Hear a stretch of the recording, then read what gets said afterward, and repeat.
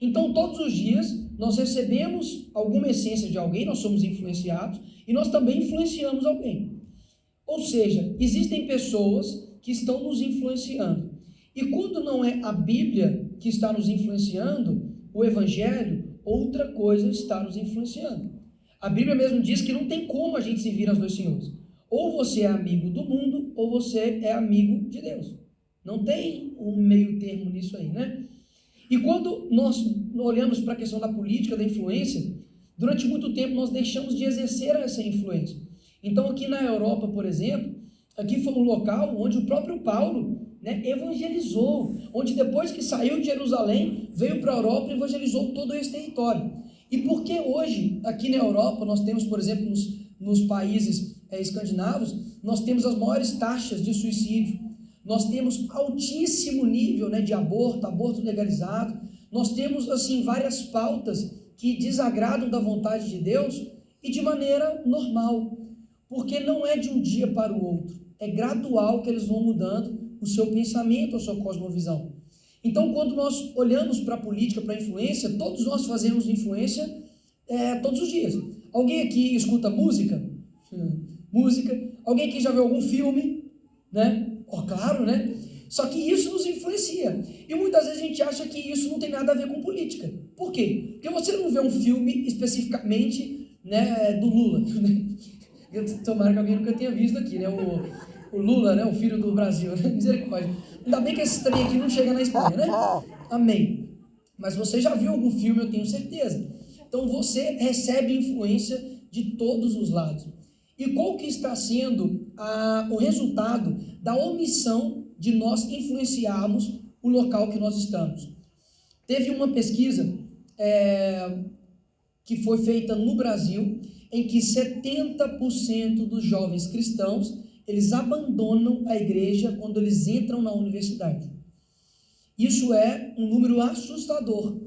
Por quê? Uma pessoa, não estou falando de uma pessoa que não conhece a Cristo, estou falando de alguém que frequenta a escola dominical, né, que lê a Bíblia todos os dias, talvez que tem pais cristãos, e ele simplesmente abandona a fé quando ele entra na universidade. Por quê? Porque a universidade, ela se tornou um local para a pessoa se distanciar de Cristo. Então, quem que criou as universidades? Fomos nós, cristãos. A universidade, por exemplo, de Oxford, né? Você tem lá, a Universidade de Oxford, Harvard, perdão, né? John Harvard, você tinha, né, como slogan a relação de verdade, aqui está a verdade de Cristo, a luz do mundo. Olha só que incrível. E hoje a universidade é utilizada para poder destruir os valores cristãos. Olha que loucura. Mas por que isso está acontecendo? Porque a igreja, tem alguém que é igreja aqui, amém? Nós somos igreja, nós somos corpo. Nós temos deixado de influenciar onde nós estamos. E na política, irmãos, não existe local vazio. Não tem vácuo. Se você não ocupa um lugar, outra pessoa vai ocupar. Então, se nós deixarmos de falar sobre pedofilia, uma outra pessoa vai falar. Não vai ficar vazio. Se você deixar de falar sobre drogas para o seu filho, uma outra pessoa vai falar, mas não vai ficar vazio. Então, quando a gente deixa de influenciar uma pessoa, nós não estamos deixando aquele espaço vazio, nós estamos deixando com que outra pessoa, que não conhece a Cristo, influencie e preenche esse espaço. Isso é muito perigoso. Eu prefiro que o Evangelho preencha a mente de um jovem do que um professor que não conhece a Cristo. E nós temos deixado de fazer essa influência. Mas por quê? Porque quando nós olhamos, né, a Bíblia nos mostra que nós somos um ser tricotômico, ou seja, nós somos corpo, alma e espírito. Então, nós alimentamos o nosso corpo como? Acorda, gente! Comida, ninguém come? Né? Comida! Né? Hoje mesmo eu comi o McDonald's mais rápido da minha vida. Em 3 minutos eu comi o McDonald's, eu estava com muita fome, né? A gente come. Como você alimenta o seu espírito?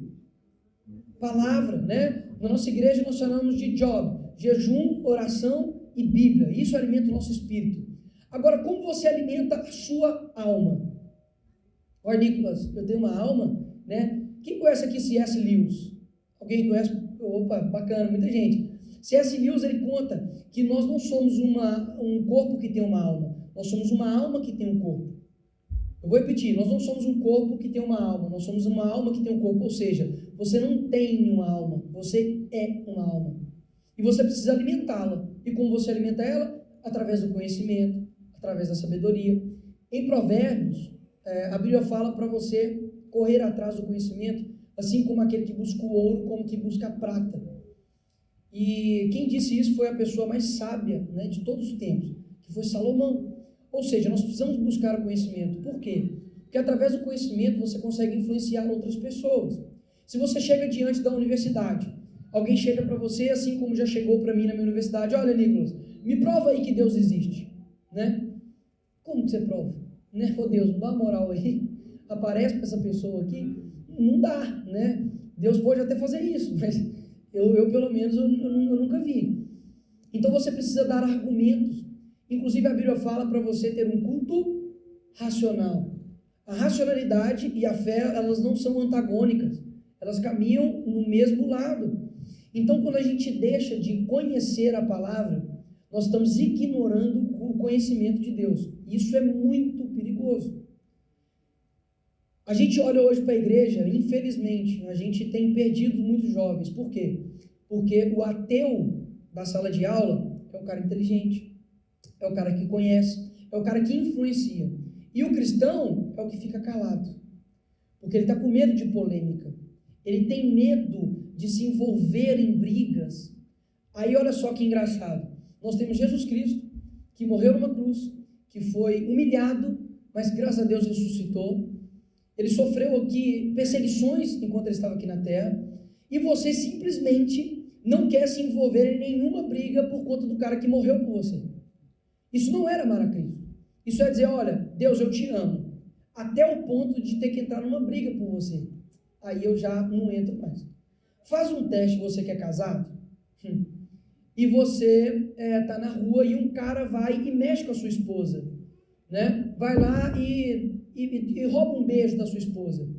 Eu duvido você, né, não discutir com esse cara, porque quem ama preocupa, quem ama fica nervoso, né? Se ira, fala: não, peraí, tá errado isso aqui. Agora eu quero ver se o seu marido ficasse em silêncio, né? Se um cara chegasse na rua e desse um tapa na cara da sua esposa, né? Com certeza você no mínimo ia dormir fora de casa. No Brasil pelo menos é quente, aqui é gelado. No Brasil até dava para dormir lá fora, mas aqui é frio, muito frio inclusive, né? Então, né, você marido, você tem que brigar pela sua esposa, amém, marido? Isso, e você mulher, tem também que brigar pelo seu esposo, amém? Amém, mulheres? Amém, né? Quem não tem ainda um varão aí, vai chegar, irmã, amém, irmã? Vai chegar, irmão, amém? Ó, vocês estão, ó, tem gente que está orando aí para casar, e quando eu falo assim, amém. Aí Deus fala assim: pô, eu ia dar varão para ele, né? Os meninos estavam andando aqui hoje onde é que a gente estava? Praça do Sol? Praça do Retiro, né? E tem muitas mulheres bonitas aqui na Espanha, né? E os meninos ficaram encantados, falaram: meu Deus, é aqui que eu vou achar minha varoa, né? A cada 60 metros eles encontravam o amor eterno da vida dele, né? E eu tô assim: gente, calma, não é assim, né? A Bíblia fala, né? Mulher virtuosa, quem a achará? O seu valor excede o de rubis. Então não vai ser em qualquer lugar que você vai achar um rubi, né? Né, homens? Amém. Caça a varoa certa, né? Agora vamos continuar. Existem pessoas que influenciam a sua alma. E lá em Efésios fala que nós precisamos tomar cuidado com as astúcias do diabo, com as artimanhas do diabo. Ou seja, da mesma forma como Deus te usa para o reino dele, amém? Amém. O diabo também usa pessoas para o império dele. E nós estamos em uma guerra. Se você não compreendeu isso ainda, você não entendeu o que é o evangelho. Porque o evangelho, você tem o mundo espiritual, ele está em guerra a todo momento. O diabo, a Bíblia fala que o diabo, ele ruge como um leão em volta de você, buscando a quem possa tragar. Ou seja, você está em constante guerra. Você é um soldado. Você não está aqui para poder simplesmente nascer, comer, trabalhar, casar e morrer. Não. Você tem um propósito muito maior aqui. E você precisa compreender que o nosso Senhor, ele não é o Senhor, ele não é o Senhor dos esportes. Ele não é o Senhor da palhaçada. Ele não é o Senhor do entretenimento. Não, ele é o Senhor dos exércitos. Então, se ele é o Senhor dos exércitos, nós estamos numa guerra. E muitos de nós têm ignorado essa guerra. Então, nós vamos conhecer aqui algumas pessoas que têm influenciado a sua mente. Talvez você nunca nem viu o rosto dela.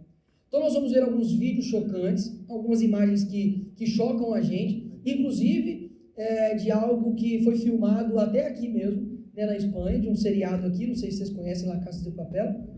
Meu espanhol está muito bom, né? La Casa de Papel, né? Sei lá se fala assim.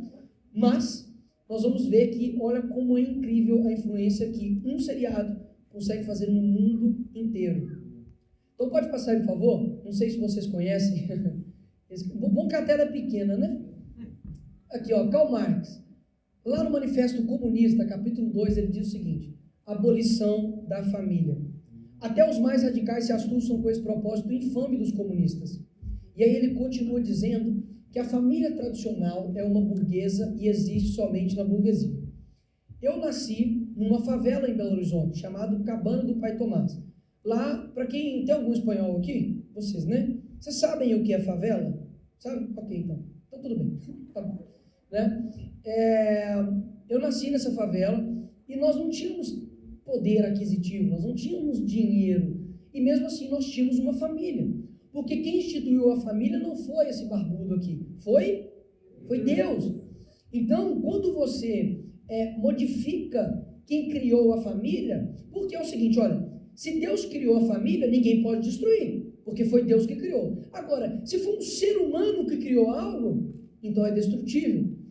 E o que ele trouxe como teoria? A luta de classes. Eu sei que talvez vocês estão assim, Nicolas, o que isso tem a ver com a minha vida, o que isso tem a ver com o cristianismo? Eu vou explicar. Karl Marx, ele trazia uma teoria chamada luta de classes, que basicamente os trabalhadores deveriam pegarem armas, lembre-se disso, armas, fazer uma revolução armada contra a burguesia, que eram as pessoas que detinham o capital. E depois dessa guerra, você ia ter um Estado perfeito, né, sem desigualdade, sem tipo nenhum. Você alcançaria o que eles chamavam de Estado, né, maior, digamos assim, né? Qual que é o problema disso aí? O problema disso aí é que essa teoria ela foi evoluindo. Então, o que antes era uma luta armada para poder ganhar a sociedade, agora é uma revolução cultural. Então, lá nos anos 30, 40, você tem a escola de Frankfurt, que foi uma reunião, eles fizeram uma escola de vários pensadores, dentre eles, Herbert Marcuse, Theodor Adorno, Horkheimer, que eram pessoas que falaram, ei, peraí, terra. Marx, ele está batalhando contra, né, a família, contra os cristãos, mas em armas. Mas isso não dá certo. Porque quando você mata um cristão, morrer para nós é lucro. Então, quando você mata um cristão, você fortalece a fé dos outros. Então, não adiantava. Então, por exemplo, Stalin destruía igrejas em Moscou. Quebrava tudo, matava os cristãos, perseguia os cristãos. O que acontecia? A igreja ia para os porões subterrânea. Ela crescia. Por quê? Porque quem edifica a igreja não é um ser humano. Quem edifica a igreja é Deus. Então, por isso que a igreja se mantém. Se não fosse Deus, irmãos, você não estaria aqui. Se não fosse Deus, não teriam igrejas, por exemplo. Ainda existem igrejas na Coreia do Norte, na Coreia do Sul, perseguidas. Mas elas se sustentam não pela força delas, mas porque Cristo fortalece a sua igreja. Ele prometeu isso. Então, não importa se está sofrendo perseguição. A igreja ela vai se manter, porque Deus ele mantém a igreja. Amém? Amém. E vocês podem ver que existem algumas frases, né? Make love, not war, né? Faça amor, não faça guerra. Entre amor e guerra, a gente escolhe o quê? Seja sincero, amor. Né? Obviamente, amor. Né? Ou você troca um Netflix com a varoa, né? Quentinho, né? Para ficar tomando tiro, passar fome, frio. Não. A gente escolhe amor. Contudo, se vis pacem para bellum. Se vocês querem paz, prepare-se para a guerra. Ou seja, muitas vezes para você alcançar a guerra, para você alcançar a paz, você precisa de guerra. E não é à toa que quando você lê na Bíblia, existem várias pessoas que iam para a guerra, como Davi. Então Davi era o rei que ia para a guerra, ele batalhava. Porque ele precisava batalhar, não dava para ele fugir da guerra. E quando você vê essa frase, parece ser uma frase boa, mas ela esconde um grande perigo por detrás. Então durante a ministração, vocês vão ver várias frases bonitas. Você fala, poxa, faz sentido. Mas na verdade esconde um perigo muito grande por detrás. E lá nos anos 60, você tem toda a consequência disso na sociedade. Depois que estourou a Segunda Guerra Mundial, os estudiosos da escola de Frankfurt, eles viajaram para os Estados Unidos. E eles ingressaram dentro das universidades.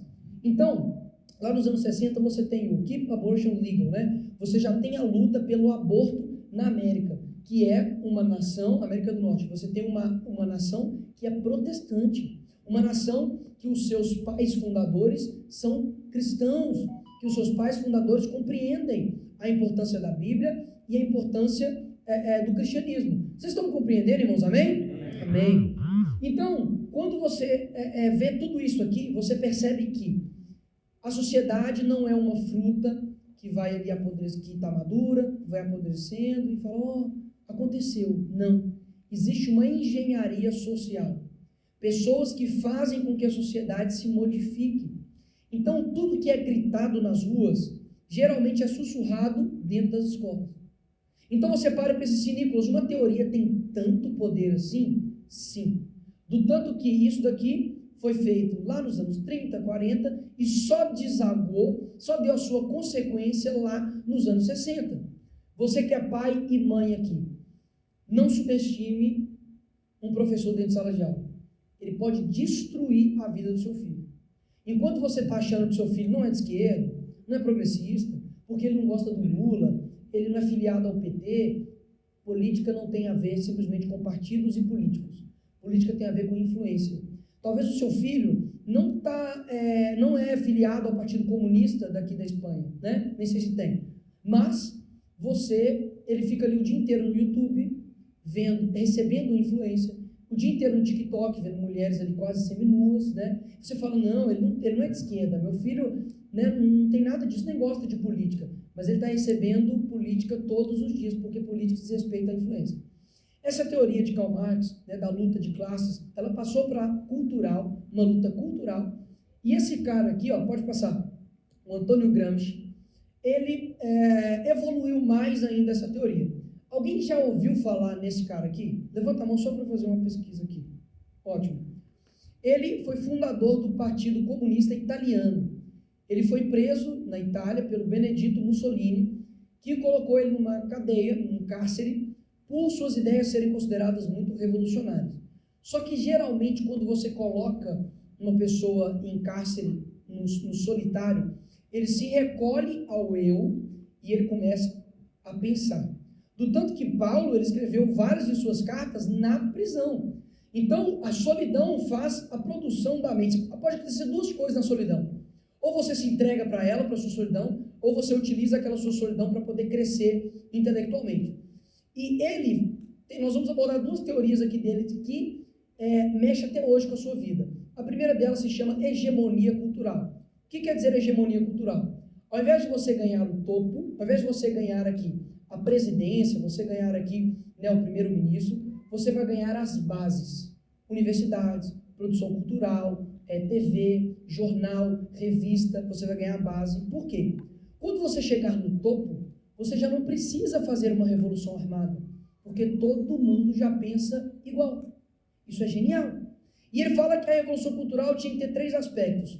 Ela tinha que ser silenciosa, invisível e onipresente. Ou seja, você não vê, você não escuta e ela está em todo lugar. É basicamente isso. O que antes você conseguia identificar um comunista, olha, aquilo dele é comunista. Ele está com uma foice e martelo, ele gosta de Karl Marx e tudo mais. Hoje você já não consegue identificar muito bem o comunista. Porque existem comunistas que falam que é comunista com uma Bíblia debaixo do braço. Não, eu sou comunista, eu sou pastor e comunista, eu sou cristão e socialista, né? Eu sou feminista e sou cristã, né? Isso é impossível. Eu costumo dizer que se você se sente um cristão comunista, ou você não sabe nada sobre comunismo, ou você não sabe nada sobre cristianismo. Você, quando afirma que é um cristão socialista, você é uma bola quadrada, né? Não existe. Por quê? Porque vai contrário aos nossos princípios. Então ele foi genial em fazer o seguinte, olha, nós vamos colocar em todos os lugares. Ao invés de você destruir igrejas, você vai infiltrar na igreja. Ao invés de você destruir professores, matar o professor porque ele é cristão, você vai modificar a cosmovisão dele. Porque dessa forma você pode manter as instituições, igreja, escola, mas você vai mudar a finalidade dela. Isso é genial. E aí lá no Brasil, você tem uma evolução maior ainda, né, de um cara chamado Paulo Freire, né? Eu não sei se vocês conhecem, mas ele é o patrono, ele é o pai da educação do Brasil. E o que ele fez? Ele pegou uma teoria de Antônio Gramsci, chamado Círculo de Cultura, que basicamente era, você tinha as fábricas e você tinha os trabalhadores. Lá nessas fábricas, você, no intervalo, você iria fazer um círculo, e nesse círculo você ia dialogar, conversar. E através do diálogo, você transformaria um homem em um novo homem. E o que ele fez de forma genial? Ele transportou isso para dentro da escola. Pode passar, por favor. Então, você tem várias aulas desse tipo. Eu não sei se você já teve uma aula assim, né? Mas geralmente essas aulas acontecem em quais matérias? Filosofia, religião, história, sociologia. E por que todo mundo gosta dessas aulas, né? Quando faz esse ciclo assim, todo mundo gosta. Porque não tem aula.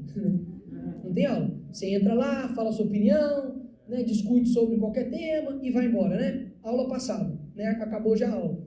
Então, ele fez o quê? O professor já não é mais uma pessoa que vai colocar conhecimento. Ele é uma pessoa assim como um aluno. O aluno ensina para ele ensina para o aluno, e todo mundo é igual. E o professor, ao invés de ser uma pessoa maior que vai ensinar, ele muda a finalidade dele para poder ser uma pessoa, ser uma peça na revolução cultural. Então ele se torna um professor, ele se torna um agente da revolução cultural. Por isso que muitos jovens no Brasil deixam a sua fé. Por quê? Porque ao invés do professor ficar falando sobre história, sobre química, biologia, matemática, nessa aula ele está falando do Bolsonaro, ele está falando da política, ele está falando contra o cristianismo, ele está falando que Deus não existe.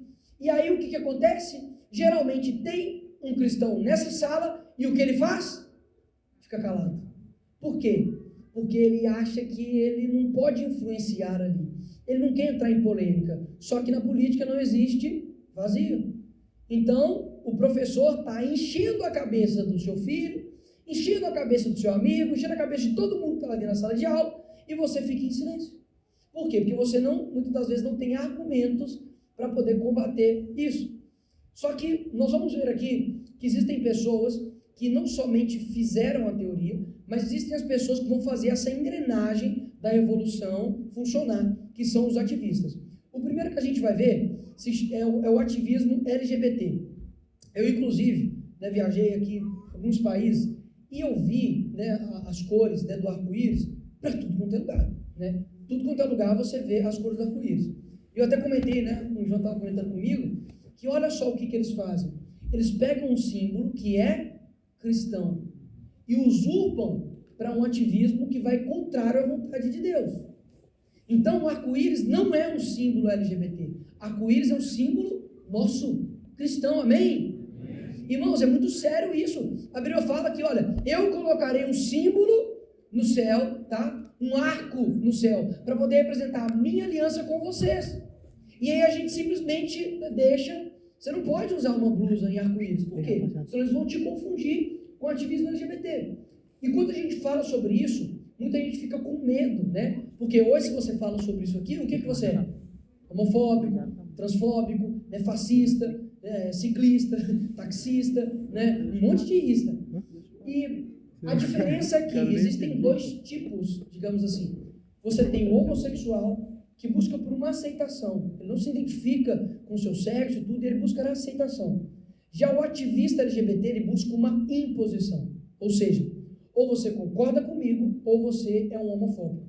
E nós, como cristãos, nós temos um posicionamento. Abra sua Bíblia em Romanos 1, capítulo 1, versículo 26. E segura aí. Romanos, capítulo 1, versículo 26.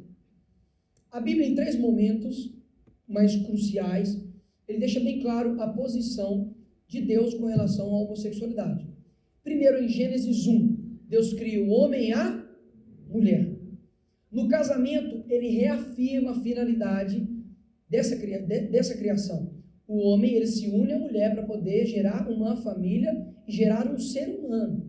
Somente com a união do material genético feminino e masculino que você consegue ter e gerar uma vida.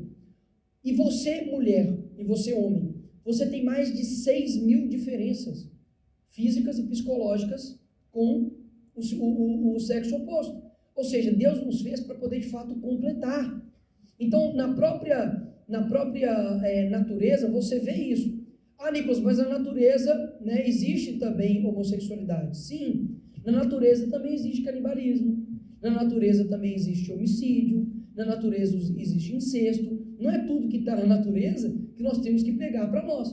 Mas existe uma finalidade de Deus ter te criado homem e mulher. Inclusive, quando Jesus ele fala sobre casamento, a primeira vez que ele falou sobre casamento, ele falou entre um homem e uma mulher. O exemplo maior que nós temos é que, quando Jesus voltar, ele vai buscar a sua noiva, que é a sua igreja. Então, há uma finalidade nisso.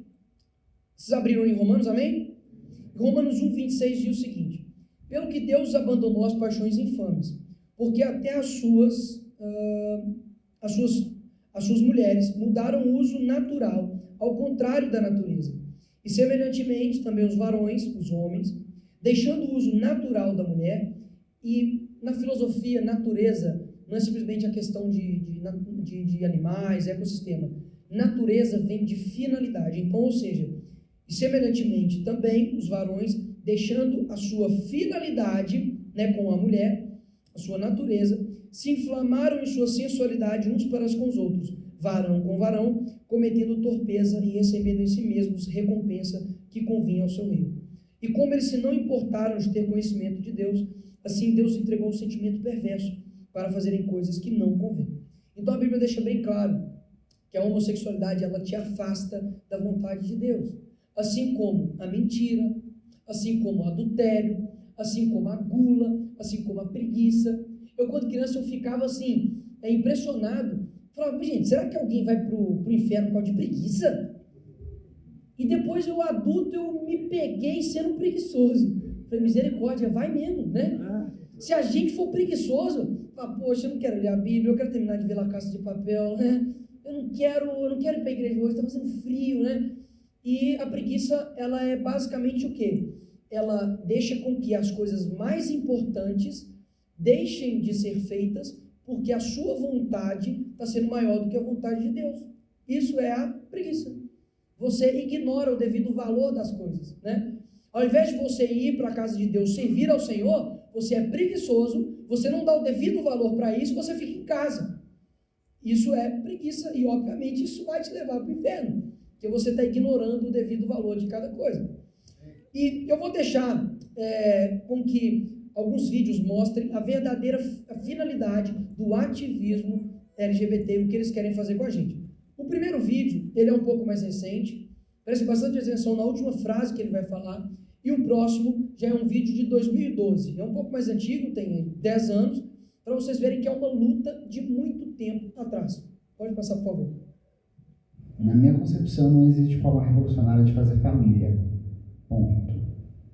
Por quê? Quando dizem pra gente, o movimento LGBT quer acabar com a família, o movimento LGBT é um movimento promíscuo que defende o sexo desregrado, a gente entrou numa longa dos 90 para cá de se colocar numa posição defensiva, de dizer não, a gente não quer destruir a família nenhuma, não. A gente só quer amar, né? Ou não, a gente não tem nada a ver com promiscuidade, não. A gente até casa, a gente até tem filhos, a gente até constitui família. E isso é de um retrocesso político violento, que violenta inclusive a história de constituição do movimento LGBT na América Latina. Violenta a história dos ganhos e lutas feministas na América Latina. Então cabe a radicalização nossa também de afirmar com todas as letras o que é uma estratégia política crítica antissistêmica. Porque vocês querem destruir a família? Sim. Queremos. Não é? Porque vocês querem destruir a família? Sim, queremos. Imagina se algum de nós falamos algo semelhante contra eles. Já era, né? Você tem que ir para Nárnia, né? Nem para Espanha não, né? Tem que ir para Nárnia, você tem que sumir. E esse próximo vídeo agora é da Comissão de Direitos Humanos lá no Congresso Nacional. E quando eu entrei lá na Câmara de Vereadores, em Belo Horizonte, Deus perguntou para mim assim, Nicolas, você quer com emoção ou sem emoção? E eu falei, com emoção, né? E aí Deus me colocou em qual comissão? De Direitos Humanos. Então, assim, se talvez eu não ocupasse, talvez não, se eu não ocupasse aquele local, outra pessoa iria ocupar. e dá só uma olhada na galera que está ocupando, né, ali uma audiência pública da Comissão de Direitos Humanos lá no Brasil. Pode passar, por favor. Gostaria de iniciar abordando um tema um tanto controverso, que é o da sexualidade infantil.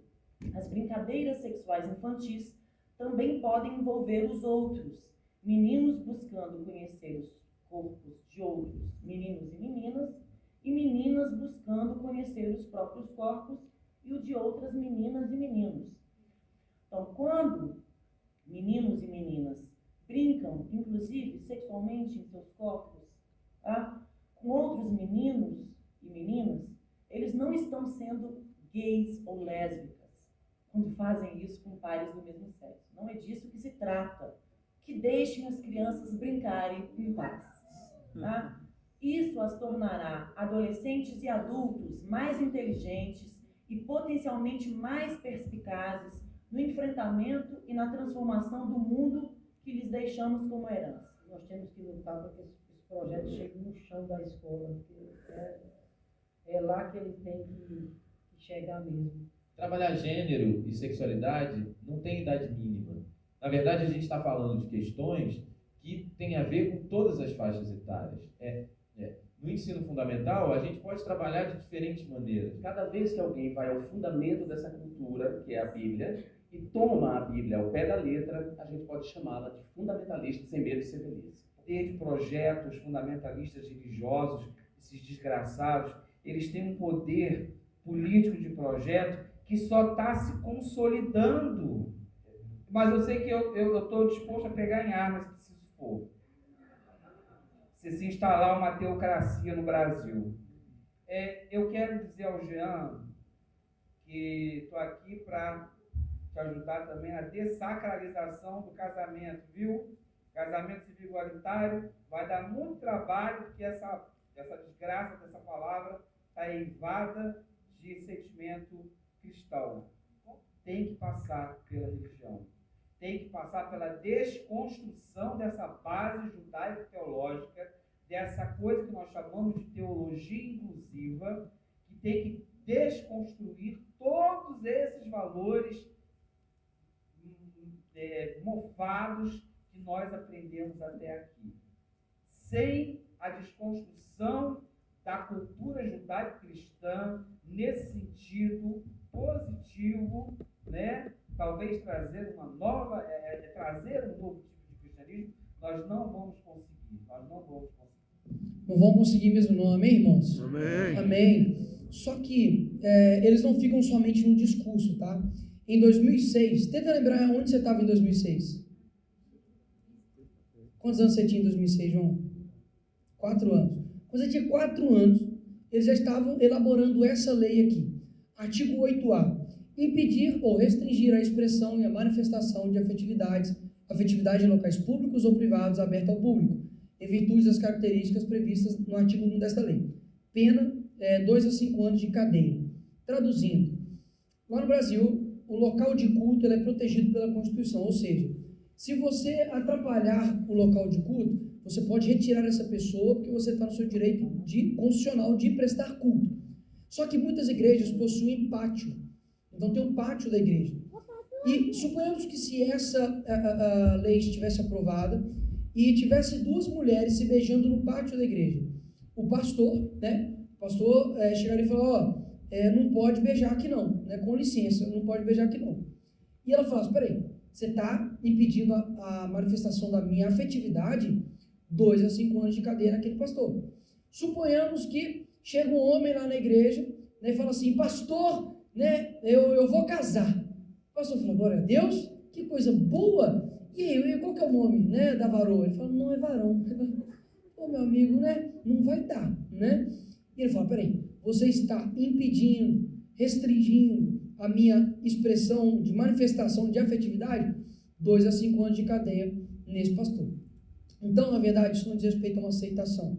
Isso diz respeito a uma imposição. Daqui a pouco, irmãos, você não vai para poder estar falando que você não concorda com uma prática, que é a prática homossexual. E não é a liberdade, como diz Hayek, você não é tirada em sua totalidade. Não é de uma vez que ele tira a sua liberdade. É como alguém corta fatias de salame, né? É em fatias, não é de uma vez toda. Então a nossa liberdade está sendo atacada aos poucos. Eu tenho certeza que a Espanha não foi de um dia para o outro que a influência do cristianismo saiu daqui. Foi aos pouquinhos. E as pessoas, ignorando várias coisas. Nicolas, qual que é o problema? Sabe qual que é o problema? Daqui a pouco vai ter cristão, igual um pastor lá na Bahia, que ele falou homossexualismo no púlpito e o Ministério Público Federal foi atrás dele. Daqui a pouco vai acontecer, igual já está acontecendo, por exemplo, comigo, que eu estou tomando um processo criminal, que eu posso ir para a cadeia, porque no Dia das Mulheres eu parabenizei as mulheres. Olha que engraçado. Só que tinha um trans no local, ele se sentiu ofendido, que eu falei, olha, eu quero parabenizar as mulheres XX, assim como a biologia manda, né? E ela se sentiu ofendida e me processou. Então eu posso ir para a cadeia, repito, eu posso ir para a cadeia porque eu simplesmente parabenizei no Dia das Mulheres as mulheres. Então você fala assim, Nicolas, mas isso é você que é político, isso é você que, isso é um pastor, é uma pastora que vai tomar um processo. O problema é que quando a casa do seu vizinho está pegando fogo, você também está em perigo. Uma hora, sou eu que estou pegando fogo, mas talvez você está do meu lado. E daqui a pouco pode começar a vir atrás de você. Para pensar aí. Você já deixou de postar algo com medo do que as pessoas vão pensar de você? Você já deixou de se posicionar politicamente na sua escola com medo de ser reprimido? Você já deixou de falar algo no seu trabalho com medo das pessoas deixarem você de lado? Então, quem de fato é o opressor e quem de fato é o oprimido? Nós estamos sendo calados aos poucos. Daqui a pouco você falar que é cristão vai ser algo terrível. Mas você chegar e falar numa universidade que você é a favor de matar crianças no ventre, isso vai se tornar algo normal, assim como está se tornando. Vocês percebem que é aos poucos, mas por quê? Política, ação, capacidade de você influenciar ou até mesmo determinar as ações dos outros. Passa aí, por favor, para a gente, pode ir já para a ideologia de gênero, por favor, que é a segunda arma que a gente vai ver aqui.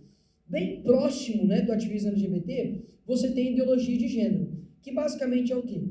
A sua construção genética. Tem homem aqui, amém? Amém. Tem mulher aqui, amém? Amém. Que o que você é, homem ou mulher, é definido não pela sua genética, mas sim por uma construção social. Ou seja, se você... deixa lá a foto lá, por favor, a anterior. Não, misericórdia. É isso aí. Se você se sentir uma mulher, você se torna uma mulher. Se você se sentir um homem, você se torna um homem. Então, a ideologia de gênero, ela teve o seu primeiro experimento. Essa criança à sua esquerda é a mesma à sua direita. Só que na direita ele está vestido como uma menina, né, de saia, e à esquerda já ele na adolescência, já como um homem. Esse menino chama David Heimer. Ele, quando ele nasceu, ele teve um erro na sua cirurgia e o seu órgão masculino foi queimado. A família ficou desesperada e falou, o que nós vamos fazer com essa criança? Na época, nos Estados Unidos, tinha um doutor chamado Dr. John Money. Ele era sexólogo e adepto à ideologia de gênero. E ele aconselhou essa família, falou, olha, faz o seguinte, já que ele não tem um órgão sexual masculino, basta você criar como uma menina, que ele vai virar uma menina. Né? Vamos ver se deu certo? Ele deu uma entrevista em 2010 para a revista BBC, dizendo o seguinte, era-me dito que eu era uma garota, mas eu não gostava de me vestir como uma garota. Eu não gostava de me comportar como uma garota. Eu não gostava de agir como uma garota, confessa David. Eu não sou um professor de nada, mas você não acorda uma manhã decidindo ser menino ou menina. Você apenas sabe. Por que eles querem tanto modificar a sexualidade, a nossa sexualidade? Por que eles atacam tanto as crianças? Qual que é o problema, Nicolas, de uma criança homem se sentir mulher? Qual que é o problema de uma criança mulher se sentir homem? As pessoas são livres para ser o que quiserem. Tudo bem, você é livre para ser o que quiser. Mas existe um perigo por detrás da ideologia de gênero que eu vou mostrar para você. Então nós temos, por exemplo, a mulher dragão, né? Que não é nem mulher, né? É um homem. Passa, por favor. Só para mostrar o antes e depois. Aí, ó. Antes e depois. Ex-banqueiro gasta 295 mil para se transformar em mulher dragão, né? Tem algum mineiro aqui? Mineiro de Minas? Quanto pão de queijo não dava para comprar, né? Doce de leite, rapadura, né? E gasta para poder virar um dragão, né? Pode passar, por favor. Homem transgênero abandona a família para começar a vida nova como criança de 6 anos de idade. Eu vou traduzir. É um homem de seus 50 e poucos anos, mas ele se sente uma menina de 6 anos de idade, tá? Deixou para trás 7 filhos e uma mulher. Passa, por favor, aí para ver. Olha lá, de chupeta e tudo. Agora, vivendo como uma menina de 6 anos de idade, Wolsitz, que é o nome dele, diz se sentir totalmente confortável com sua família adotiva. Eu não sei nem quem é mais doido. Se é um cara que se sente uma menina, ou se é uma família que adota um trem desse, né? Nos divertimos muito. Nós colorimos e fazemos coisas de criança. Olha que bonitinho, né? Olha só, né? Aí eu te pergunto, qual é o real perigo da ideologia de gênero? Tem alguém aqui, deixa eu ver, não. Se um dragão matar uma pessoa aqui na Espanha, qual que é a pena? Qual que é a prisão dela? Não tem pena para dragão, né? Entendi. Se esse cara, que se sente uma menina de 6 anos de idade, fizer sexo com uma criança de 6 anos de idade, é pedofilia? Cuidado com a resposta, em nome de Jesus. Ele se sente uma menina. Se ele fizer sexo com uma menina de 6 anos de idade, vai ser pedofilia?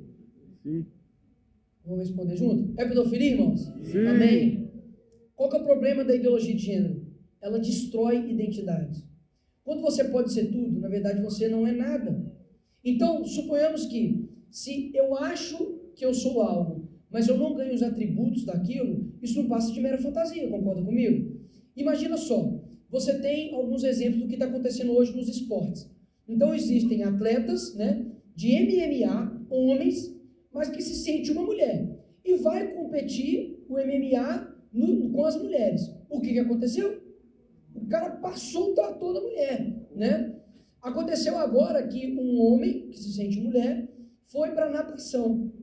E ele bateu o recorde, mas não foi por pouco, não. Foi por 36 segundos. Gente, 36 segundos na natação. Enquanto tinha mulher nadando, ele estava lá pegando a medalha.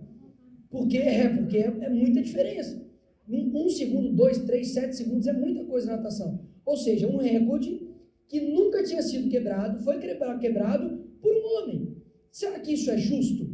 Quando você joga dentro do esporte, você vê muito bem essa diferença. Porque nós homens e nós mulheres somos diferentes. Inclusive Aristóteles ele fala que não existe nenhum tipo de desigualdade pior do que tentar tornar seres desiguais em iguais. Você é diferente, amém? E isso nos torna iguais. Eu sou diferente igual a todo mundo. Então, quando você acha que é algo, mas não ganha os atributos daquilo, isso não passa de fantasia. Então imagina, se você aplica esse mesmo princípio de eu me sinto, então eu me torno. E você chega num banco e fala assim, oi, tudo bem, banco? Então eu me sinto milionário. Você pode me dar uns 1 milhão que eu sinto que eu tenho? Né? Tenta no Banco da Espanha aqui. Se der certo, você me chama. Que eu vou me sentir trilionário e acabou a minha vida. Tá tranquilo, né? Suponhamos que você acorda um dia e fala assim, ai, eu me sinto com 4 quilos a menos. Ô, glória a Deus, glória a Deus. Quase falou em línguas ali, né? Só que isso não funciona. Por quê? Porque a realidade hoje, o que eles estão tentando transformar? A realidade hoje já não é mais aquilo que você vê. É aquilo que o interlocutor te impõe. Ou seja, por que vocês falam comigo que isso daqui não é um cachorro? Por quê? Porque não é. Olha que incrível. Que resposta incrível. Porque não é. Ou seja, a realidade ela está em si mesmo. E qual que é o perigo? O segundo perigo da ideologia de gênero? Você negar realidades. Você está vendo que isso aqui não é uma criança. Mas você é obrigado a chamar ela de criança. Caso contrário, você é um transfóbico. Ou seja, quando você nega uma realidade tão palpável aos seus olhos, você pode negar qualquer outra realidade. Quem diz que a Bíblia é real? Quem diz que isso aqui é a verdadeira verdade? O que é a verdade? E aí você tem uma atividade para você negar a realidade. Tome cuidado com isso, porque primeiro eles começam com a sexualidade, depois eles vão para outras coisas. Lá no Brasil, por exemplo, tudo que os homossexuais queriam era casar. Só quero casar e nós vamos parar de fazer. Nós fazemos só aquilo que interessa nas quatro paredes, né? Mentira. Primeiro começaram com isso e depois fizeram o quê? Para vocês terem ideia, a segunda maior parada LGBT do mundo é em Jerusalém, Israel. Sabe para quem que ela perde? Só para o Brasil. E quando você vê as imagens do que acontece lá, irmãos, é camisinha para todo lado, é gente fazendo sexo ao ar livre, são pessoas nuas e quase seminuas, com crianças. Fala assim, Nicolas, qual que é o problema disso? O problema disso é que você fala, Nicolas, o Roger Scruton, não sei se alguém conhece o Roger Scruton, mas ele fala o seguinte, olha, nós conservadores, nós somos chatos, mas nós estamos certos. Quando você olha alguém tentando mudar, por exemplo, o super-homem agora é homossexual, né? Quem mais é o personagem que é homossexual? É o Wolverine, se eu não me engano. Quem? Papai Noel, né? Papai Noel beijando outro cara, né? Mudaram até o Papai Noel, né? Coitado do Papai Noel. Estava descendo o chaminé e do nada o cara virou gay, né? O que acontece? Qual é o problema disso, Nicolas? São apenas histórias, né? Qual é o problema disso? O problema disso é o seguinte, quando você modifica um personagem, você não está simplesmente modificando isso daqui à toa, não. Você está modificando uma história. Suponhamos que eu vou mudar a Rapunzel e vou botar ela careca. Faz sentido? Não, porque a história dela necessita que ela jogue suas tranças. Então, quando você destrói as características de um personagem, você está destruindo a sua história. Consequentemente, você está destruindo a sua identidade. Então, quando você, por exemplo, coloca a Mulher Maravilha, agora vai ser o Homem Maravilha. Você destrói um personagem. E assim eles vão substituindo histórias pelas histórias que eles querem. E aí, sabe onde pode chegar isso? Pode passar, por favor. Isso aqui são duas crianças conversando atrás de um carro sobre Jesus Cristo. Dá só uma olhada no que essas crianças conversam.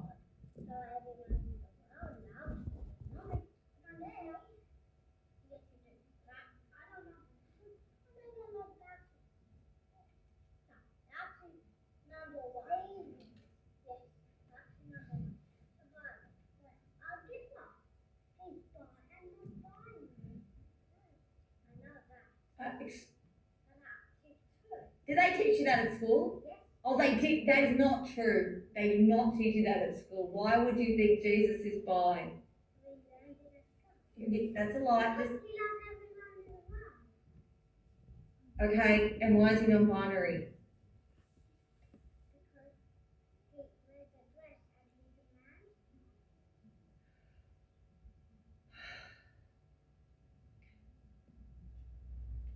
Any other fun facts about Jesus? Quando eles não conseguem destruir a sua identidade dos seus pais, de personagens, eles começam a destruir a história de Jesus Cristo, a identidade de Jesus Cristo. Quando eu era criança, eu aprendi, né, na escola dominical que Jesus Cristo, ele é o príncipe da paz. Ele é o leão da tribo de Judá, ele é o Senhor dos senhores, rei dos reis, ele é onipotente, sabe? Isso que eu aprendi que Jesus Cristo é. E o que está passando hoje para as nossas crianças? De que Jesus é gay, de que Jesus é bi e não binário. Por quê? Porque ele ama todo mundo e é um homem que usa saia. Se isso não mexe com o seu coração, de estar destruindo a imagem de quem morreu por você, o coração está muito longe. Chegou até Jesus Cristo. Pode passar, por favor? A penúltima aula que nós vamos ver, sempre rapidamente, porque as universidades lá do Brasil, assim como bem aqui, né, é muito difícil você ser cristão, é muito difícil você professar a sua fé. E como eu disse, né, que era um local de produzir estudantes, hoje produzem ativistas. Né? Imagino que se você chega e fala, olha, eu sou cristão, sou contrário ao aborto, né, eu sigo Jesus Cristo, eu acredito na família tradicional, você é considerado um ET, né? Você não existe, né?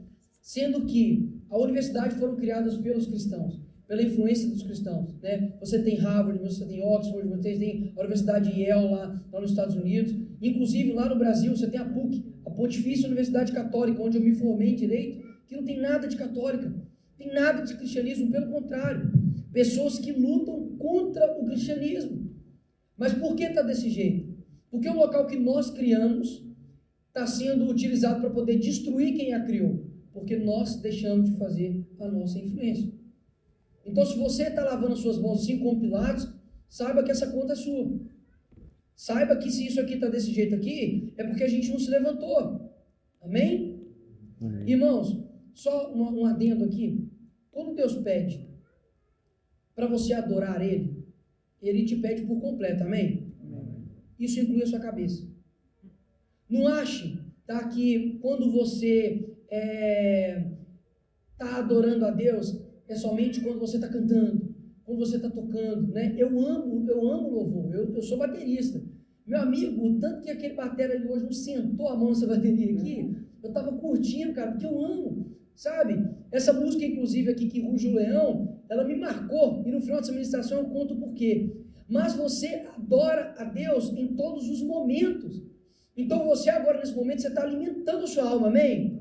Amém. Você precisa estar atento, você precisa compreender que um momento aqui como esse, que você está aprendendo, isso aqui pode servir para daqui a pouco você ganhar uma pessoa para Cristo.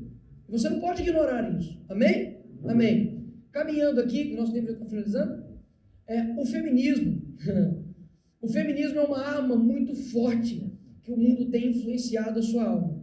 Muita gente fala assim, Nicolas, o feminismo diz respeito à igualdade, o feminismo diz respeito à luta, né, das mulheres por direitos. E aí eu te pergunto, onde você leu isso? Porque as suas ideias provêm de algum lugar, né? O seu conceito de bondade, de justiça, de família, provém de algum lugar. Tenta lembrar aí, fala, Nicolas, de onde que eu sei isso? De onde que eu acho que o feminismo é isso? Talvez você acredite num feminismo que não existe. Quando eu falo sobre cristianismo, eu pego os discípulos, eu pego o que Cristo falou, eu pego toda a sua palavra. Quando eu falo sobre feminismo, eu tenho que pegar o que as feministas falam, não é mesmo? Então, dá só uma olhada em algumas frases aqui que eu separei, de feministas que, de fato, influenciaram, né, uma geração inteira. Pode passar, por favor. A Linda Gordon, ela diz o seguinte: a família nuclear deve ser destruída e as pessoas devem encontrar formas melhores de viver em sociedade. Seja qual for o seu sentido, a dissolução das famílias é um processo objetivamente revolucionário. A Simone de Beauvoir diz o seguinte: em minha opinião, enquanto a família, o mito da maternidade e o instinto maternal não forem destruídos, as mulheres continuarão a ser oprimidas. Basicamente, o feminismo que você aprendeu não é um feminismo de verdade. Nicolas, mas existe o feminismo radical e o feminismo moderado, né? É como o islamismo radical e o islamismo moderado. O islamismo radical diz o seguinte: nós temos que matar os cristãos. E aí o moderado fala, eu concordo com ele. Super moderado, né? O feminismo, em essência, ele defende a morte de crianças no ventre. Polêmico para mim não é quem defende uma vida. Polêmico para mim é quem está querendo matar uma criança só porque ela não quer mais essa criança. Então essa foto aqui que eu selecionei é de uma criança que é a mesma pessoa, mas em locais diferentes. Então você tem aqui a criança, inclusive na mesma posição, ela dentro da barriga e depois ela fora da barriga. O que o feminismo trouxe, né? De que o útero da mulher, né, o corpo da mulher é dela. Mas você cristão não acredita nisso, não vive isso. Não é meu corpo, minhas regras. É templo do Espírito Santo. E não são suas regras, são regras do Espírito Santo. Amém? Aleluia. E em nenhum momento a Bíblia fala que você pode tirar uma vida de um inocente. O único que pode tirar uma vida é aquele que concedeu. E hoje, você falar contra o aborto que parece ser um anormal. E o normal parece matar uma criança, que não tem nada a ver com isso. Independente do que aconteceu aqui fora, o inocente não tem culpa disso. Parece algo lógico, mas o mundo está doido mesmo. O que a Bíblia fala é que, olha, o evangelho é loucura para o mundo, a gente tem que entender que realmente é loucura para o mundo. Se eles compreendem isso diferente da gente, e amém por isso, porque eles compreendem sexualidade diferente da gente, e amém por isso, porque se eles do mundo, a Bíblia fala, os que são do mundo não conhecem, e eles não compreendem o que tem aqui no evangelho. E a gente precisa se levantar contra isso. Então, em 2020, 1,5 milhão de pessoas morreram de coronavírus. Pandemia. Chamaram de pandemia. No mesmo ano, morreram 55 milhões de crianças abortadas. E eles chamaram isso de direito. Aonde está você? Isso não diz respeito a você, não? Tem um monte de criança inocente morrendo. e você não para poder estudar sobre isso. Por quê? Porque tem preguiça, deixa isso para o meu pastor, deixa isso para o meu líder. E se um dia uma menina chegar do seu lado e falar assim, aqui, estou com uma criança aqui, quero abortar, me convence a não abortar. Você está preparado para poder influenciar mais do que o mundo está influenciando? Se nós que temos a verdade, a gente não se posiciona, quem vai se posicionar por nós? Quem vai chegar para uma menina e falar com ela para ela não abortar? Quem vai chegar para uma pessoa e vai salvar essa vida? Todo mundo que é a favor do aborto já nasceu. Perceberam? Todo mundo. Não tem nenhuma pessoa que morreu, que está morta e que é a favor do aborto. E quando a gente fala sobre aborto, no sentido cristão, na Bíblia, é inegável. A Bíblia fala, olha, antes mesmo de você nascer, eu te designei as nações. Amém? A Bíblia fala, olha, eu tecestes no ventre da minha mãe. Ou seja, a nossa concepção de vida é desde a concepção mesmo. O nosso começo de vida. Parece até óbvio falar que o começo começa no começo. E aí muitas pessoas falam, Nicolas, na verdade, o feminismo quer defender a mulher, porque aborto é caso de saúde pública. Se você deixar o aborto proibido, as pessoas vão continuar abortando, então tem que liberar. Vamos utilizar esse mesmo argumento para outras coisas? Se você deixar o roubo proibido, continua a gente roubando? Não continua? Então legaliza o roubo. Ah não, Nicolas, mas o homicídio é liberado? Não. O homicídio é proibido. E não tem gente que continua cometendo homicídio? E aí você vai fazer o quê? Vai liberar? Não faz sentido. Porque você não pode simplesmente liberar algo porque está acontecendo. Ou você proíbe ou você libera de acordo com uma construção racional e não social. Porque a escravidão um dia já estava em lei. Um dia a escravidão foi legalizada. Um dia escravizaram pessoas por causa da cor ou por causa da nacionalidade. Teve um cara que aqui pertinho, né? Falou, não, deve morrer por quê? Porque é judeu. Ou seja, e estava em lei. Eles estavam seguindo o quê? Estavam seguindo ordens. Então, a gente precisa tomar muito cuidado. Porque quando a gente relativiza uma vida, Deus está vendo isso. Deus está com os olhos muito atentos com relação a isso. Eu não sei se isso mexe com o seu coração, mas isso mexe comigo. Eu não consigo acreditar que existe um movimento que dedica tempo, dinheiro e energia para poder matar crianças e a gente não dedica tempo, energia e dinheiro para poder salvar essas crianças. Essa criança aqui, ela é pobre? Não dá para saber, né? Ela é pobre. Você vai matar ela? Essa criança aqui, ela tem síndrome de Down? Não dá para saber. Ela tem. Você vai matar ela? Na Islândia, 100% das crianças que nascem com síndrome de Down são abortadas.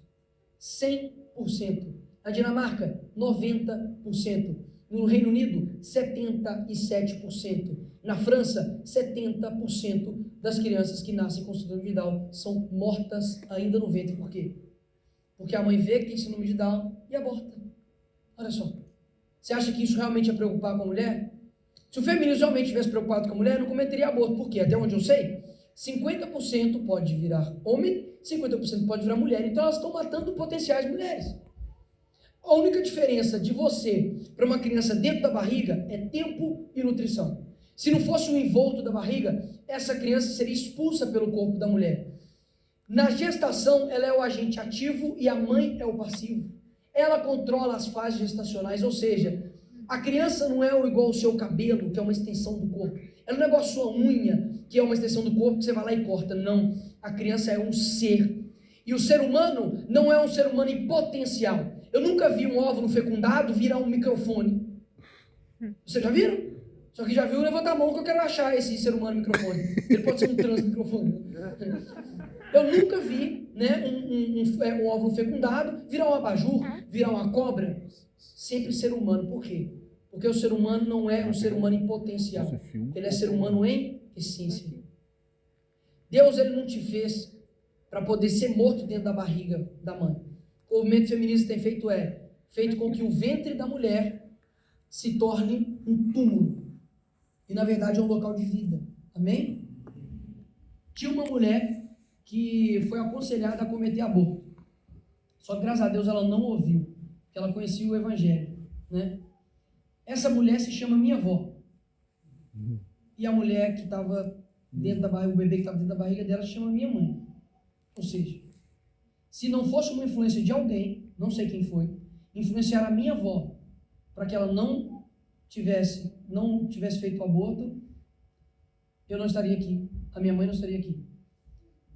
Pegue um dos seus avós aí agora e tira eles de existência, como se eles tivessem morrido, não tivessem existido.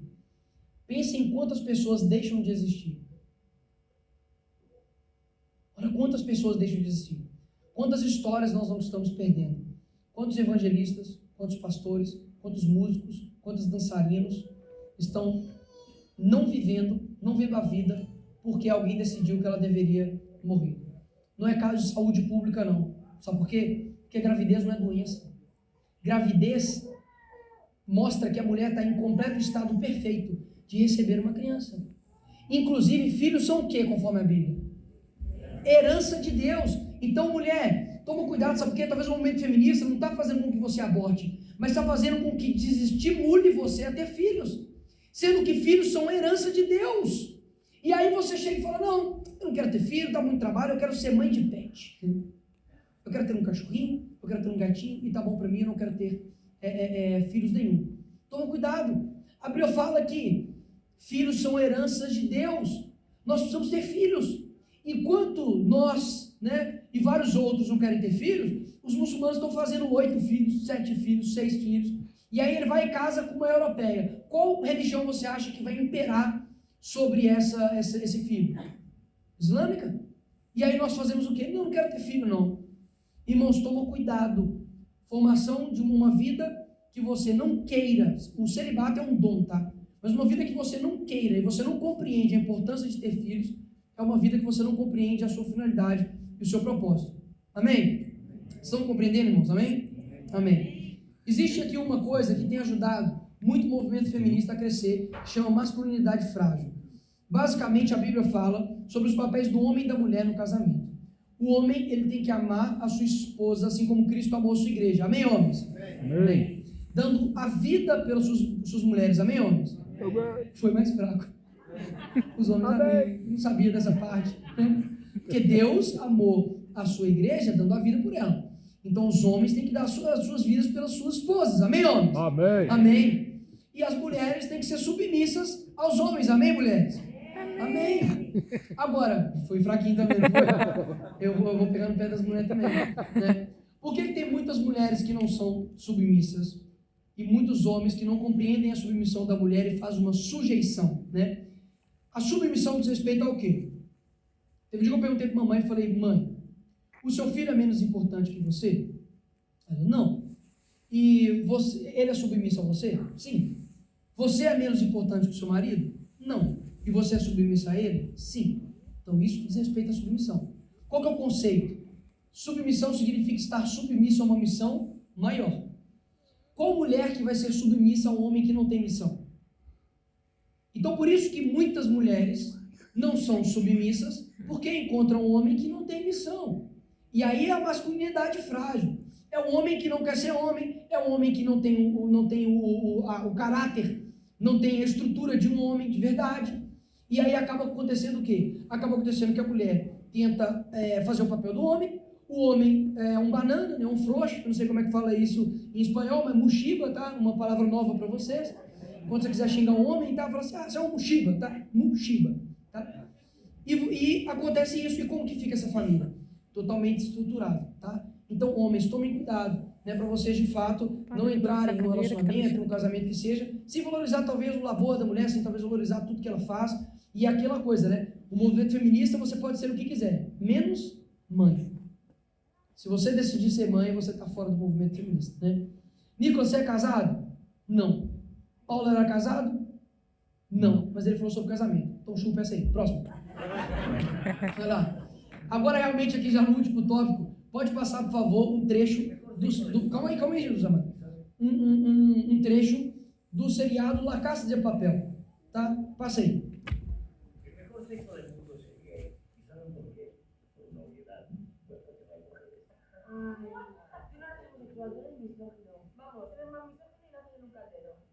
No, señorita, no me confunda mis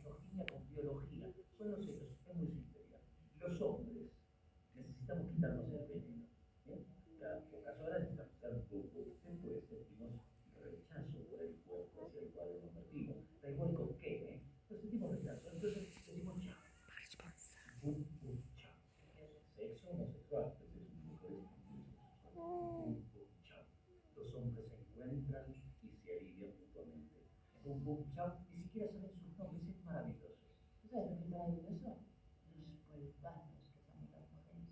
Y podemos hacerlo 10 veces seguidas, o más, multiorgánicamente, corriéndonos durante horas, no en 5 segundos. Yo no digo que Dios no les haya dado la posibilidad de sentir placer, eso sí sería desobediencia. Yo digo simplemente que no lo necesita. No es una necesidad tan orgánica como la de los hombres, para que me entiendan. A ver, el mundo está lleno de saunas donde los hombres se encuentran y salen. Parques públicos, baños públicos, donde nos encontramos ese multiplicio. Es altruismo sevillano. Ahora, ¿dónde están los saunas de mujeres? No nos falta. No. Claro.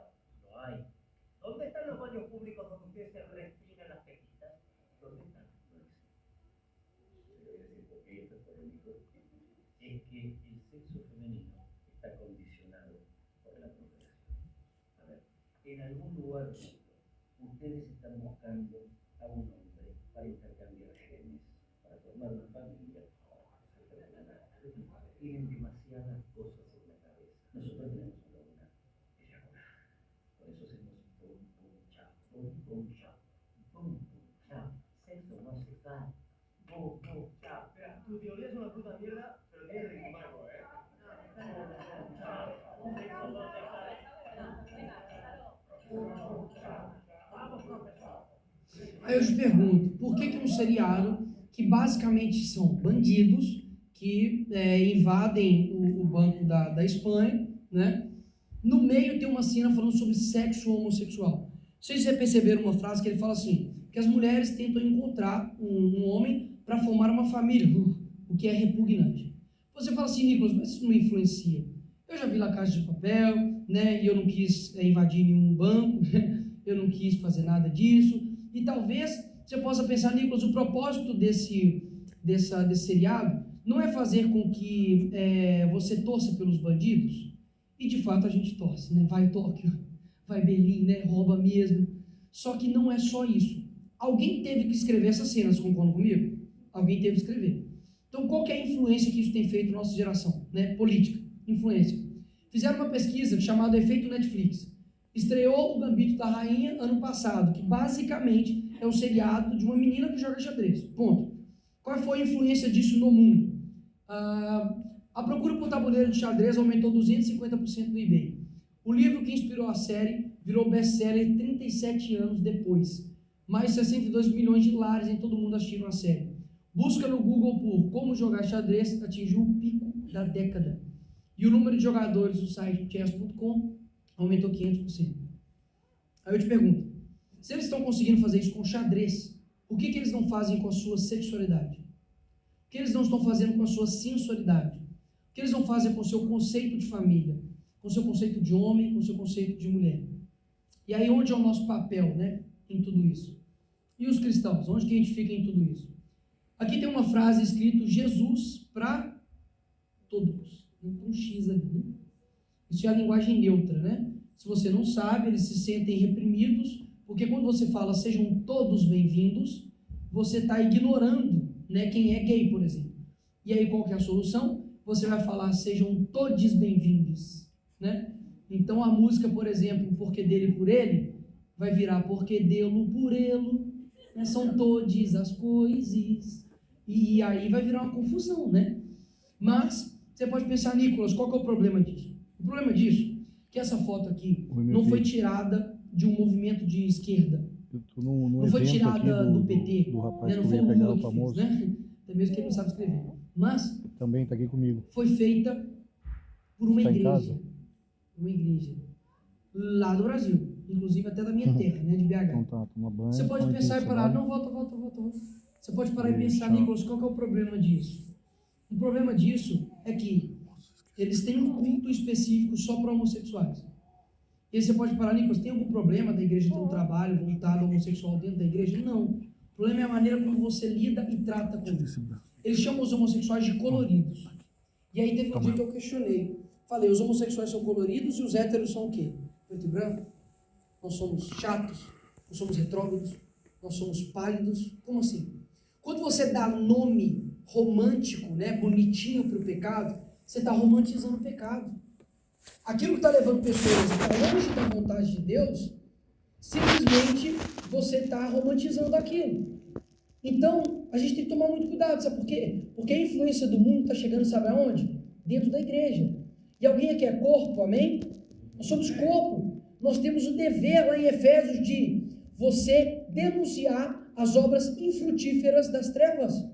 Quando a gente se cala perante isso aqui que está entrando dentro da igreja, como por exemplo, a Frente Evangélica pela Legalização do Aborto, lá no Brasil, isso está demonstrando o que nós estamos deixando com que pessoas exerçam uma influência muito maior dentro da igreja do que a igreja no mundo.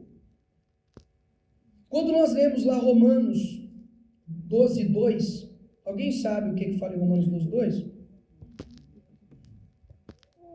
E não vos conformeis com este mundo, mas transformai-vos através da renovação da vossa mente, para experimentar qual seja a boa, perfeita e agradável vontade de Deus. Não há cristianismo sem transformação de mente. Não há cristianismo sem renovação de mente. A nossa alma, a nossa mente, ela precisa estar conectada com Deus, ser transformada. Caso contrário, alguém vai transformar a mente por você. E aí, antigamente, o mundo, ele se adaptava para poder entrar na igreja. Hoje está acontecendo o contrário. A igreja está se adaptando para poder receber o mundo. Se nós, como cristãos, não mostrarmos que nós somos diferentes para o mundo, nós nos tornamos iguais a eles e nós não nos tornamos imitadores de Cristo, mas imitadores do mundo. E aí você pode parar e pensar, Nicolas, mas, poxa, Paulo não se fez de louco para ganhar o louco, né? Paulo se fez de sábio para ganhar o sábio. Mas Paulo não se fez de pecador para ganhar o pecador. Nós não precisamos nos amoldar ao mundo para ganhar o mundo. Pelo contrário, nós precisamos ter em mente que aquilo que nós somos é diferente.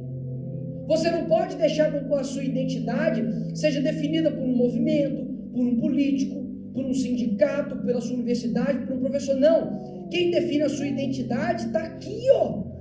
Nós somos filhos. Nós somos sacerdócio real, nós somos santos, nós somos separados, nós somos co-herdeiros com Cristo. Essa é a nossa identidade.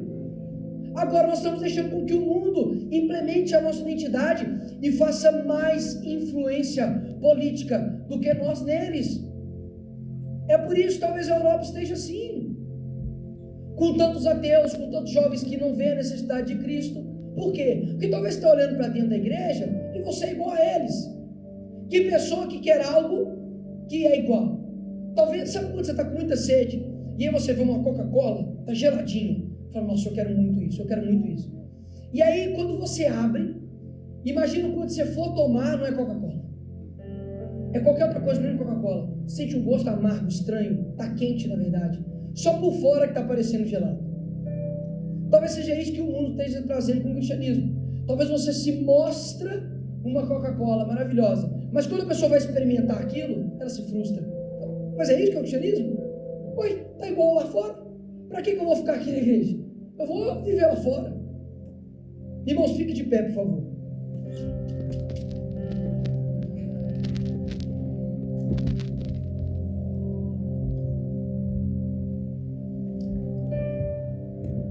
A música que o louvor tocou aqui fala que ruja o leão e que a terra estremeça diante da vontade de Deus.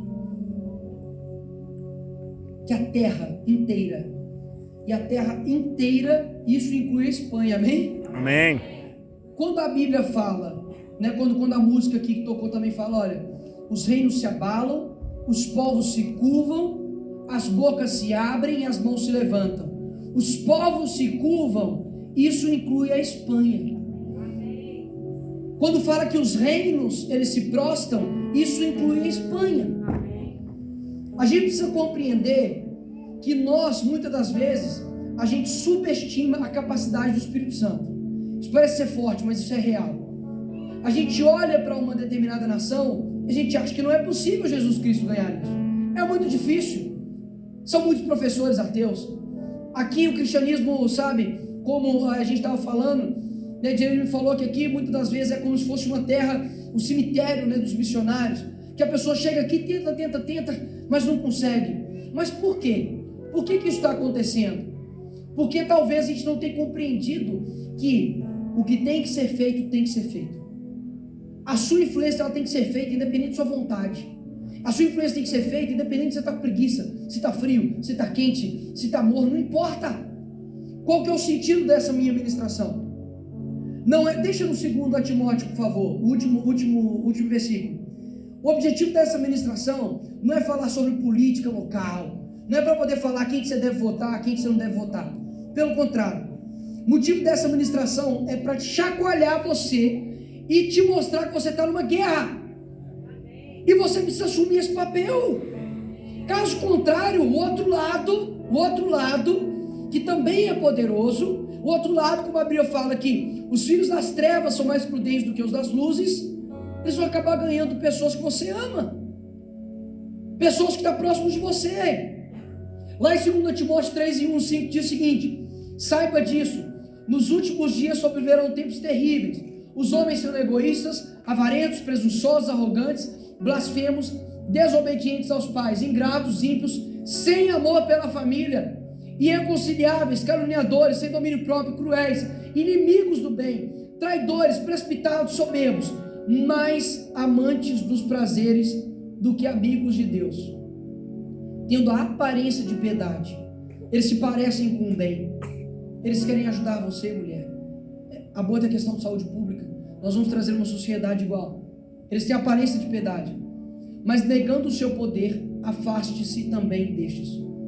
Olha como a Bíblia é muito séria com quem não tem um relacionamento com Deus e com quem, pelo contrário, com quem é trevas. A Bíblia fala: olha, não existe como eu entre as luzes e as trevas. E muitas vezes a gente não acredita nisso, porque a gente nunca aplica. Sempre tem um jeitinho da gente ter uma comunhão com as trevas. O que tem? Eu ver essa música aqui. O que tem eu ver esse seriado aqui? Isso não está muito influenciando, né? É gradual. C.S. Lewis fala que o caminho para o inferno, ele é sem curvas, ele é reto, sem sinalização e calmo, mas ele te leva para o inferno. O que a gente precisa compreender é que a gente não vai viver para sempre, que nós temos uma vida para queimar. A gente tem uma vida para queimar. Eu falei isso numa entrevista recente e eu repito aqui agora. Quando Sansão ele revelou a sua fraqueza, né, para Dalila, quando o seu cabelo foi cortado, né, no outro dia ele saiu para a batalha. Só que a Bíblia fala que a presença do Senhor já não estava mais com ele. Nosso maior medo tem que ser da presença do Senhor já não estar mais conosco, da gente já não estar mais seguindo o propósito de Deus. Irmão, o Espírito Santo está aqui, amém? Amém. Não sou eu que convenço. Como Paulo disse, olha, não somos palavras persuasivas, não somos palavras de sabedoria nem conhecimento. Quem tem o papel, a função de convencer você do pecado, da justiça e do juízo é o Espírito Santo. Sabe, é muito incrível que, assim, eu não conheço vocês, né? Não sei nada a respeito de vocês, mas nós somos unidos por algo em comum chamado Jesus Cristo, aquele que morreu por nós. Irmãos, Jesus, se a gente não acreditar que Jesus é o mesmo ontem, hoje e sempre, Jesus ele é o mesmo que está aqui agora, é o mesmo que está no Brasil, é o mesmo que está nos Estados Unidos, é o mesmo que está no Japão, ele é o mesmo. O poder dele não muda por conta de estação, o poder dele não muda por conta de circunstâncias. O nosso Deus, ele tem o poder, inclusive, para poder mudar a Espanha.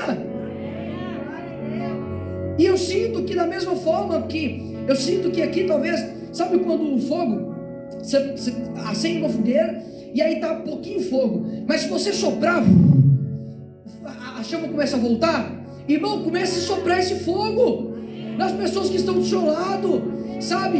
Uma pessoa que está aqui pode movimentar uma nação. Se nós nos posicionarmos e não deixarmos com que a igreja entre, com que o mundo entre na igreja, nós somos corpo. Você tem o dever de representar Cristo aqui nessa terra. Se não formos nós, quem vai ser? Sabe, adore ao Senhor em todos os momentos, inclusive com seu intelecto. Ore, leia, sabe, não Não há crescimento no mesmo lugar que é conforto.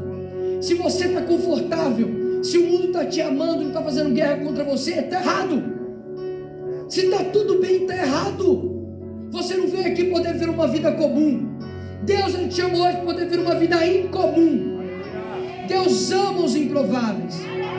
Deus ama aqueles que Deus chama e fala assim: olha, todo mundo acha que você não, mas eu quero dizer um sim para você. Irmãos, isso precisa queimar no nosso coração. Queimar no nosso coração. Abaixa a cabeça, por favor. Nós vamos fazer uma oração.